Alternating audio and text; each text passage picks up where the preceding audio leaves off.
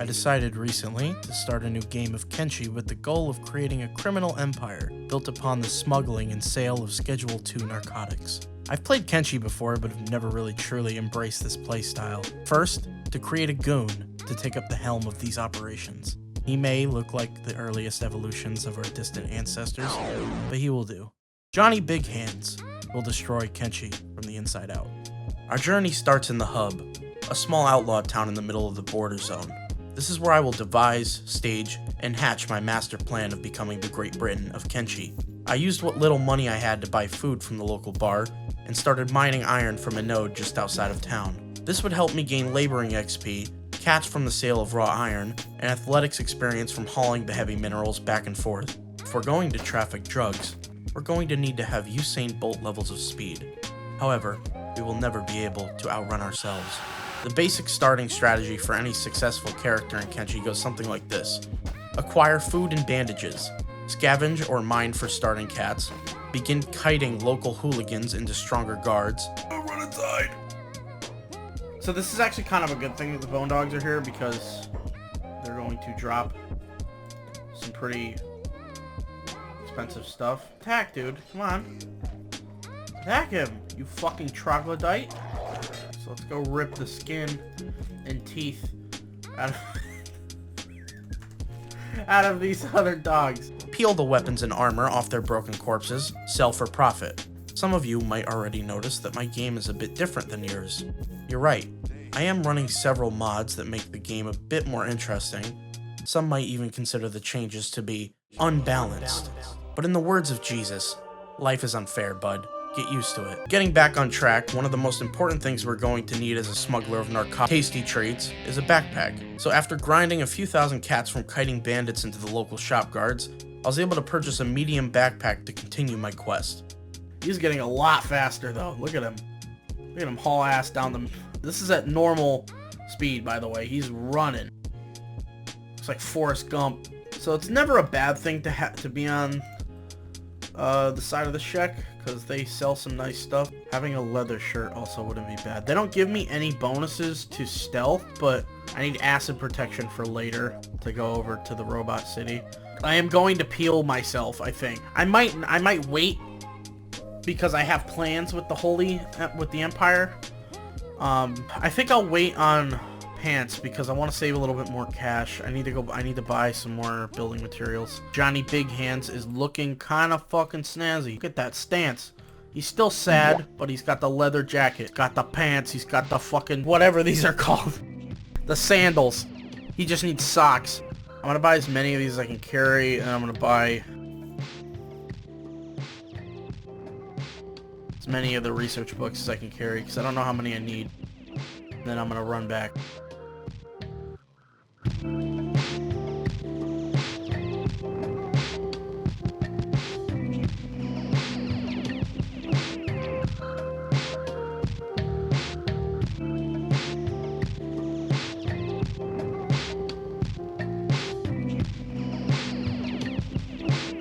So we are running at 17 miles an hour. Even with this much encumbrance. After we phase through the ground, we're going to immediately start building our house.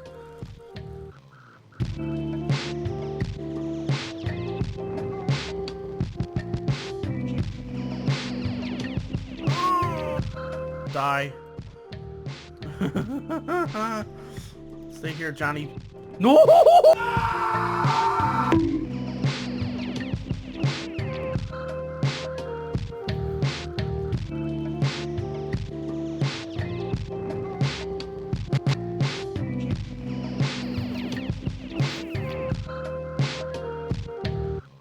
After amassing extensive wealth from my exploits, I finally was able to start my first drug run. There were a few to choose from, but like the title says, I chose opium, candy, and a little bit of hashish just to see if it was worth diversifying. If there's one thing I know about building a successful narco empire, it's all about location. Depending on where you sell these drugs in the wacky world of Kenshi, your sale gets a price markup due to its questionable legality in the region. Now, since Fresno wasn't a place to visit in Kenshi, I decided to sell in Flats Lagoon, where I would receive a whopping 500% markup for the sale, making a substantial 23,420 cats. I am now happy. With my newfound wealth, I bought some well-deserved smuggler drip. I also bought a few maps of the region around Flats Lagoon to better navigate around the dangers. Although this trip was very profitable, the terrain was treacherous and the area full of miscreants and ne'er-do-wells. So on my way back, I came across a mercenary group and recruited them to protect me. They didn't survive the trip. So I decided to enlist a capo to my empire, Hep, who I renamed to Tommy Two Toes. That's what your name is. And you are going to be my fast boy. Robots are truly the most based race in Kenshi. They're not mired by the strings that hold back mere mortals like you and I. They don't eat, they don't sleep, the only thing they crave is domination, which makes them the perfect candidates. So let's see how much we make.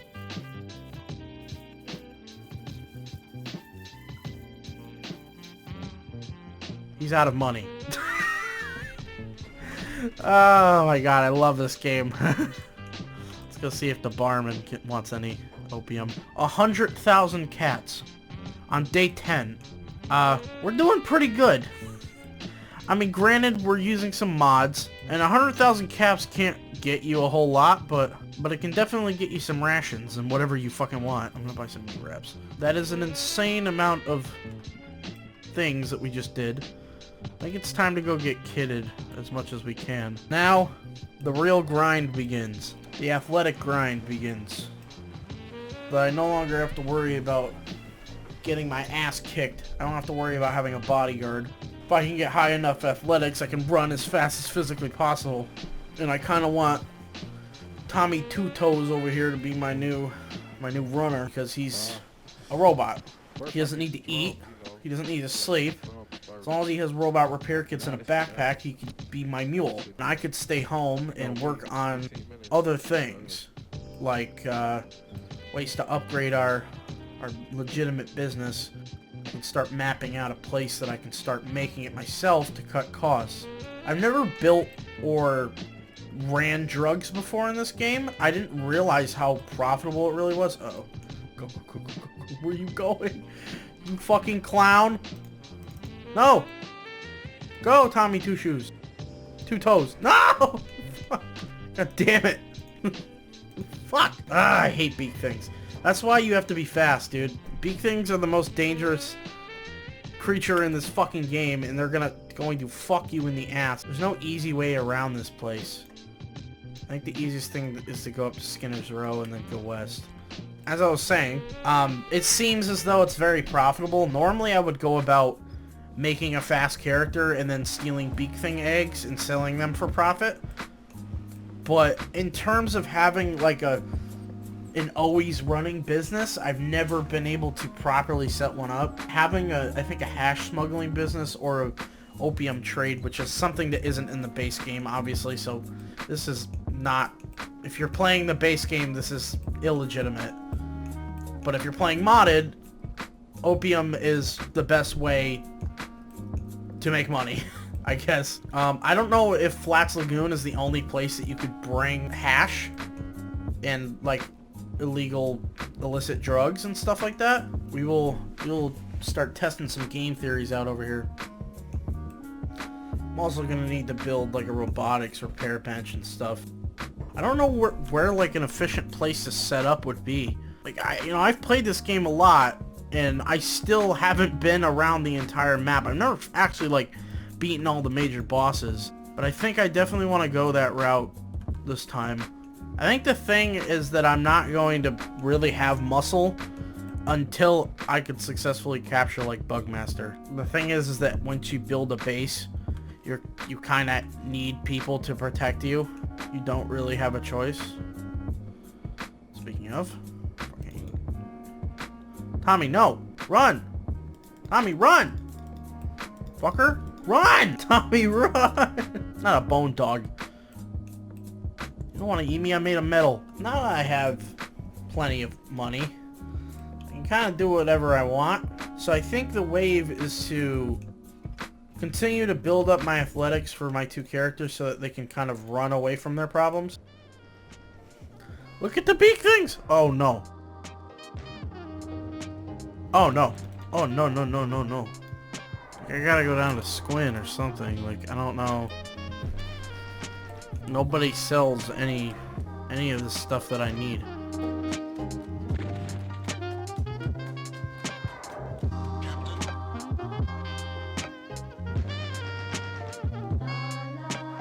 So after the hour or so of grinding that I just did, Tommy Two Shoes is some nice looking stats. I think I'm gonna spec him into katanas, probably two-handed like Nadachis or something. So let's see if all that work to tech level 2 actually got us what we need. We're getting closer, it looks like. Rum brewing, hemp farming, grog distillation, and advanced cooking. So I assume at the 3rd tech level we will unlock everything else. This is a massive building, so I don't think we're going to be able to do that until we get a new place to live, sadly. So I think that's what I'm going to have to work on. I will probably figure out and at least get sorted off camera because it's an excruciating process. That's the end of part 1 for this video. This is definitely going to become a small series. I vastly underestimated the amount of time it takes to do anything in this game. If you guys want these videos for the series to be longer form, and you didn't really like the 10-minute, 11-minute time frame, I'll definitely just try to squeeze everything into a smaller block, and I'll probably end up doing 3 parts if I do it that way. I'm not really sure how long it takes to get to the end of the game, so yeah, expect another video probably in the next 2 months. Maybe. I'll try to get it out a little quicker than I did with this one.